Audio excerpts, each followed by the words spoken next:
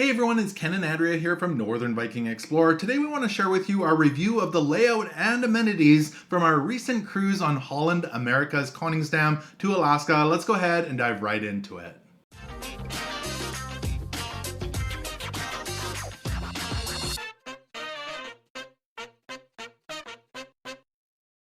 So Andrea, the layout and amenities on Holland America's Koningsdam. Let's start with the theater because I love the theater. It's called the World Stage and it's unique. It is unique, yes. It's kind of round. There's a round stage kind of in the middle. But it's not a full round theater where you sit in the back, but it is quite circular. Yeah. Some of the seats, you're almost behind the speaker if they have the stage all the way kind of extended. It's really neat that way. It is a lot of great sight lines. There are a few poles at the back.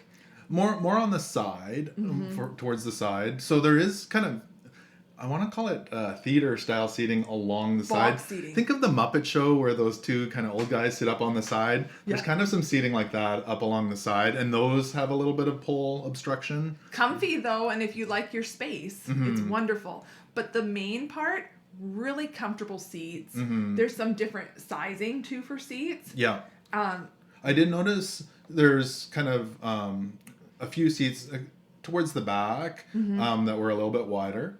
And I also noticed that there was a fair bit of leg room for all the seats. Actually, you're right. It was really easy when people walked past us. We didn't have to stand up at all. There was walking room in front of you, which was really nice. Yeah, definitely a beautiful theater. I actually think it might be, if not my favorite, one of my favorite theaters that I've actually ever seen on a cruise ship. It was gorgeous in there. And the screens. Did we talk about the screens? No. The screens kind of wrap around the backside and up the walls. So when they're doing performances in there, there's lots of visuals happening. It was gorgeous. I really like the world stage. It's definitely a like for me. So from there, let's jump into the pool. Literally? I didn't mean that, but the Lido pool. So there's a couple main pools on this ship. We've got the Lido pool. Did you like that one? Well, I didn't actually go into the Lido pool, but I did feel it was warm. Yeah. But I'll tell you what I loved about it. If I wanted to go swimming, especially in Alaska, it has the roof that opens and closes, the glass one. Yes. So it becomes like a solarium inside when it's shut. Well, I would say, like, because we sailed out of Vancouver, when we got on the ship, that was open, the weather was beautiful, it was warm. And then as we kind of sailed towards Alaska, they tended to close it. So it was still nice and warm in there. Being in Alaska, even on the glacier day where it was really cold, you could have gone in there and swam and it would have been no problem. So it was really, really nice that way. And if it was raining. And if it was raining. So I really like, especially for an Alaskan ship, how that opens and closes. Gives you that kind of pool experience even when the weather's not so great. That is definitely a big perk. And I did like that they had 3 hot tubs. Yeah. 2 were fairly small, 1 was bigger. Yeah, one was, I went in both of them. The bigger one probably holds, 6 to 8 people comfortably. The smaller ones, when there's 4 in there, you kind of hope that it's, know everyone. But it was a nice area for sure. That area featured a couple of the dive-in restaurant and the pizza place, as well as there's ping pong tables. There's some bars in that area. It's beautifully decorated with the lounger chairs and the big screen is there. So really nice area. And it does kind of include the deck 9 and deck 10 as well above, which is in that area. And even when the roof is open, that's up on deck 11, I guess. So above there. So you can actually, when it's open, you can kind of look down in. The track kind of blocks the view a little bit, but it's quite nice from up there, up by the running track. So I love that pool area. It was very nicely thought out. Yeah. Then the other pool, this pool is beautiful as well. The sea view pool at the aft of deck 9. So kind of behind the buffet. Correct, yeah. It's quite nice. I love a sea view pool. I like to be able to see the ocean and the wake. It's very nice.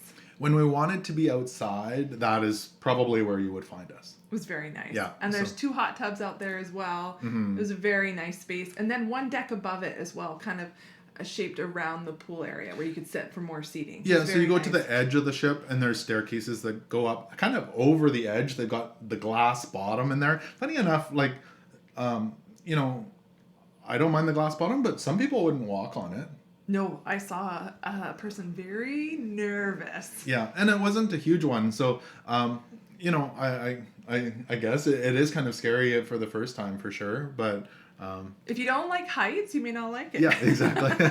But going up above the sea view pool, those were some of the places we'd hang out as well. So it's quiet up there and amazing views. I loved it. plus the sea view pool had easy access to the beverage station in the buffet for your unlimited coffee. It was very nice. Yeah. One thing I really appreciated on this cruise, though, was that there was towels everywhere around the pool, and we didn't need to check them out. They're just available. No, you could just grab them. We actually used, in Alaska, a lot of people were using them as blankets too, and lots of them. I'm sure they go through a lot of laundry, but Yeah. It was nice to just be able to grab a couple of towels and relax in the loungers, put I it used behind them your as a head. pillow. Yeah. So really comfortable that I way. do wish that they had blankets out there, though. Mm-hmm. But the towels were fine. But Yeah. I would have used a blanket had there been some on some of the cooler days. Yeah, I don't recall seeing any blankets out on the deck. Other cruise lines we've sailed to Alaska do have blankets out there. You're right, that would have been a nice touch to have some blankets out there. Now, I know you've talked about this a lot. You like how everything's named simple. It has a simple name. It's the main dining room is the main dining room. Yeah. A lot of the names are simple. Like Sea View is the aft pool. The Lido pool is the main pool. It's really simple. But I kind of laugh. Yes, I would agree. But the one thing that wasn't simple was in the elevators. The names all had musician names, so it would be like Beethoven or Mozart, and It wouldn't say the number. yeah, so I didn't know what deck we were on. You could see on the little thing what number it was, but I wish it just said deck. Most people don't refer to it as the Mozart deck. Yes. They refer to it as whatever. We don't anyway. So I think it's easier if it's the number so you know what deck you're at. I prefer the numerical. I did see a few people miss there. I don't know if that's what they were calling it or if it was a little bit too many drinks from the... Missed their floor? If they missed it because too many drinks from the drink package. But one wish I did have about the pools, though, and the hot tubs, I should say. I think every time we cruise and this happens, I kind of mention this. Closing at 10 o'clock at night is a little bit early for me. I saw there's people in the hot tubs and them getting shooed away at 10 o'clock. Families in the pool. Yeah. So I really wish that they were open till midnight. Especially when you think of early July, the sun is still up in Alaska at 10 o'clock. Yeah, you're shooing people out and it's still light out. It still looks like, I know it's late, but it looks like daytime. And so people are still enjoying the evening. Yeah, and I will say we had exceptionally good weather again on this cruise. So, maybe it's darker and rainier. People aren't in there, but that's when people love the hot tubs. So, I don't know. I just wish midnight would be a lot better. But. Yeah, I like the late night soak. But continuing down, so into the kind of lower decks, I would say decks 2 and 3 would be the main lower decks that you walk back and forth on. There's kind of an art gallery down on deck 1 and a couple different things, but most of it's on deck 2 and 3. And the way they built it is there's kind of a winding walkway down sort of the one side of the ship. So lots of different kiosks down there for, I don't know, like the photo galleries and buying electronics, that sort of thing, or jewelry. But then there's some larger shops as well. That's right. And it was nice how it winded. It gave it a kind of a relaxing stroll through those venues. Yeah, it was actually kind of nice to walk back and forth on those decks. And then you could go outside as well on the promenade and walk all the way around the ship, which was really nice. I love that. It wasn't a running track. No. But it was a walking track, and we would go out there quite a bit. Because the jogging track is up higher. Yeah, and it's covered. Yes. So it was nice. A really nice space. Back inside though, one thing I do want to mention, there was quite a few regular size stores as well. So jewelry shops, of course, accessories, purses, that kind of thing, and then I would say Holland America did a really good job. There was quite a large shop, or kind of two shops that had a lot of Alaskan and Holland America gear. So sometimes I've gone on cruises and I've been only seen a small little shelf of kind of logo wear, and this had quite a bit of it. I think one of the advantages of it being Holland America is that they were selling Dutch type items, like even their vases and stuff, made it really interesting to look at those things. Yeah. So it's kind of a new twist. Yeah, no, I would agree. It was lots of kind of unique items that we haven't seen on cruise ships before. So, other great venues on board. So, BB King's. I really like that. I loved how you could go one deck above and look down on it. Yeah. So there wasn't a ton of seating up on deck 3 over top of it, but down on deck 2 there was quite a bit. Yes, yes. So it kind of wraps around it. There's a dance floor and a little stage. Typically it was like jazz music, or even they did, I think, some line dancing in there, different things like that. But the music was phenomenal in there, and very lively. Very lively. So it was a really nice venue. They also had a couple other venues for kind of music. There was the Billboard on board, as well as the Rolling Stone Rock Room. So more kind of rock music, I guess. Yeah, rock music and like 80s, a lot of that kind of stuff in the Rolling Stone. And then Billboard had 2 pianos. It was more like dueling pianos, yeah. Singing, that sort of thing as well. So 2 great venues there. Again, that continued that really awesome walk, because you would walk like through like amazing music and turn the corner and you'd be in another amazing music venue. It was nice to walk through that and hear all of that. It was definitely nice. Now, along that though, there was the atrium. So that's kind of the open to 3-story area where the guest services is and that sort of thing. That was it wasn't bad, but I would probably say the most underwhelming part of it.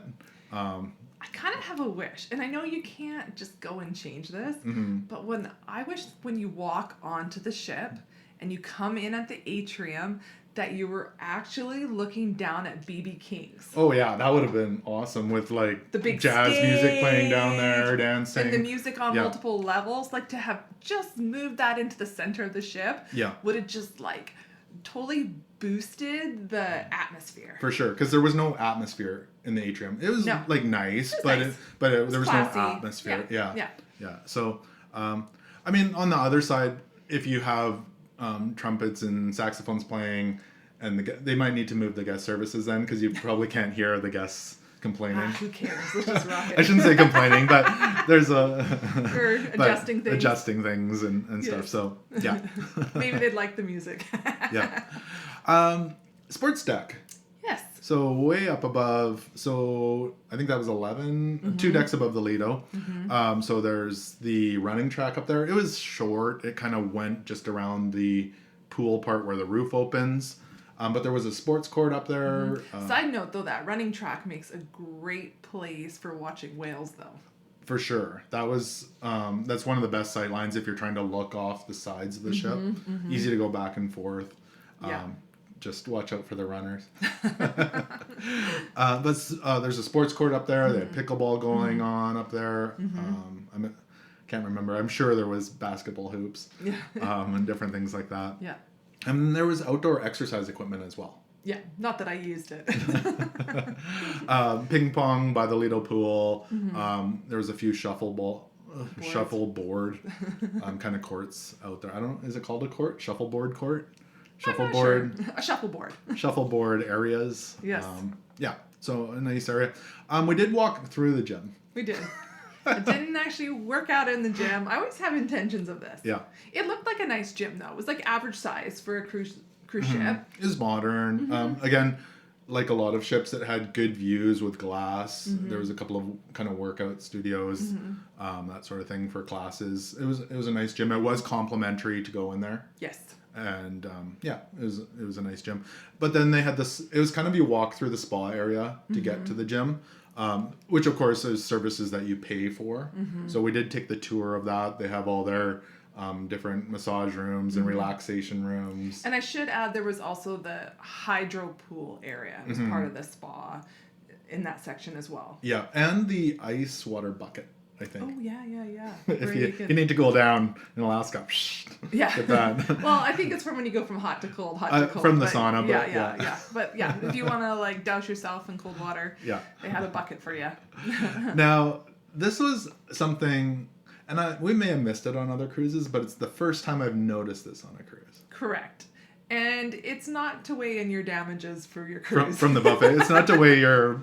But they put out scales on the last night of the cruise, close to the elevator, so you can weigh your luggage, which is super handy if you're flying home. Not on every floor, but I saw quite a few scales throughout the ship near the elevators, so that was definitely, if you're flying, a good perk. You can make sure you're under 50 pounds, and if you're got too many souvenirs on your cruise, you can adjust to your put carry-on. a few extra layers of clothes on. So it was definitely, for this cruise, we were driving home, so it wasn't a big deal, but we would have definitely used that if we were flying. Oh, for sure. We've needed it in the past. Yeah, because usually we end up at the airport finding a scale, seeing if we're over, and then if we are, we take a few things out. Yeah. So nice to organize that before you leave, to have your weights figured out. yeah. Any other thoughts? I think as for, it's not really the layout and amenities, but embarkation and disembarkation. I really appreciate this because it didn't feel like a competition to get the best times. So even picking our check-in time. Well, there wasn't a check-in time for our sailing. It just said to check-in, or check-in started at noon, but it actually ended up starting at 10:30. It did. So I think we got on kind of 11-ish or something like that. Or maybe it was 10:30, somewhere in there. Yeah. Long before they said. Yeah. It was And then, very relaxed. And then for disembarkation, there was tags out by the guest services, and you could grab those kind of maybe midway through the cruise. But when we went by there a couple days later, there were still tons of tags. It wasn't a rush of everyone on the ship trying to get their tags. It was very calm and not stressful at all. I think they're accommodating. If you need to get off, they'll make sure it happens to catch a flight. And the whole process was smooth. Yeah, it was great. Yeah, it was wonderful. I think the Koningsdam was a wonderful ship. We did have a few little wishes there, but beautiful ship, and we really enjoyed it. So that's our review or our thoughts on the layout and amenities of the Koningsdam.